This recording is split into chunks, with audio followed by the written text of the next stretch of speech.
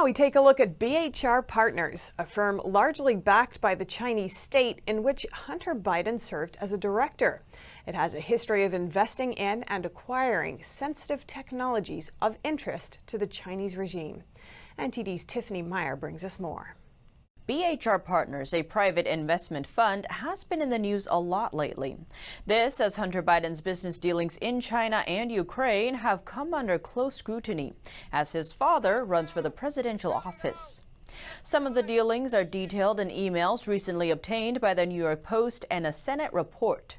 But many have already been reported by the media in the past. Investigation this morning into Joe Biden's son Hunter and questions about money he made from foreign business dealings while his father was vice president. And Hunter's tithe with BHR is one of them. So what exactly is this company and what's Hunter's role in it? Hunter remained a director of BHR until late last year. His lawyer said he didn't receive compensation for the position.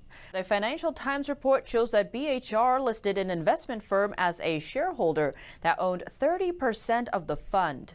Other shareholders of the firm include major Chinese state-owned banks and local governments. Hunter bought a 10% stake of the fund through a company he owns at the price of $420,000.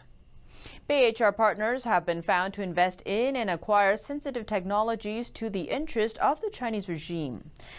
One example is that in September 2015, BHR jointly acquired American automotive company Henniges.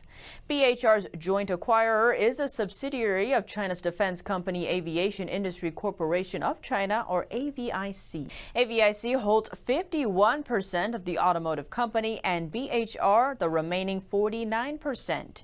AVIC is on the Pentagon list of companies that are controlled by the Chinese military.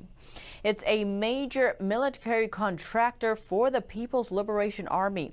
It has been accused of stealing technologies from U.S. stealth fighters and drones and using them on Chinese weapons.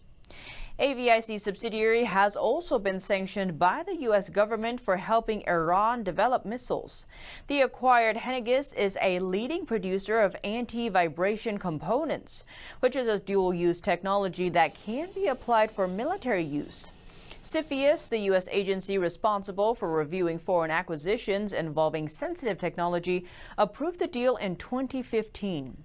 According to a Chinese investment research firm, BHR Partners has invested in state-owned China General Nuclear Power Corporation, or CGN. The Chinese state-owned company has previously had its staff jailed in America for illegally enlisting U.S. nuclear experts to help China develop its nuclear programs. CGN is also listed by the Pentagon as either owned or controlled by the Chinese military. BHR has also invested in Chinese facial recognition and artificial intelligence company MegaV Technology. The Chinese company was blacklisted by the U.S. in October last year for helping the Chinese regime's surveillance of Uyghur populations in Xinjiang, where an estimated 1 million Uyghurs are being detained in internment camps. A lawmaker and police reps blamed New York's controversial bail reform law for the attempted assault of an 85-year-old woman. NTD's Miguel Moreno has more on what happened. Viewers are advised that the crimes covered in the following story are of a graphic nature. 25-year-old Mario Pope, arrested last week, is accused of attempting to sexually assault an 85-year-old woman in a Brooklyn apartment building. That's according to the NYPD, which says Pope was arrested and is facing several charges. A Republican congressional candidate, together with police reps, are pinning the incident on the state's bail reform law, a law that forces judges to release suspects who've committed certain crimes without cash bail.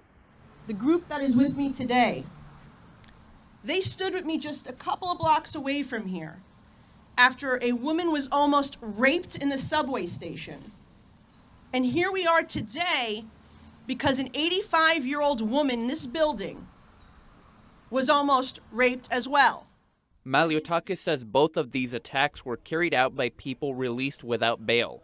So we're in Brooklyn, and behind me is the building where Pope allegedly attacked the 85-year-old woman in a laundry room. Now, media reports say that Pope was arrested and released without bail in a separate incident in April, and a detectives union president told us that at this time he should still have been in jail or monitored. So this individual should not have been on the street to victimize the people of this city. And he graduated up to a crime of an attempted rape now that victimized an old woman. And that should not have happened. And the reason it happened is because our government and our city officials have failed us, and they've tied the hands of the police.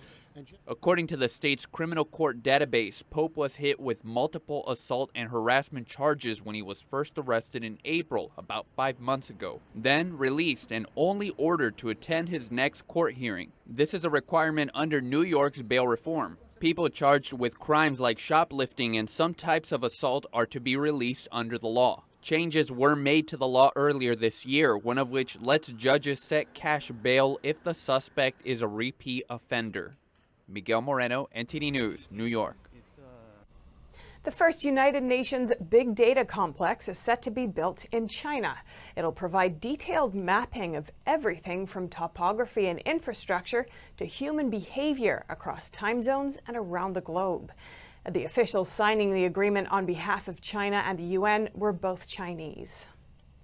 The United Nations Secretariat in New York has partnered with Beijing to set up joint data hubs. They'll reportedly be based in China. This as the U.S. works to limit data flow to Beijing.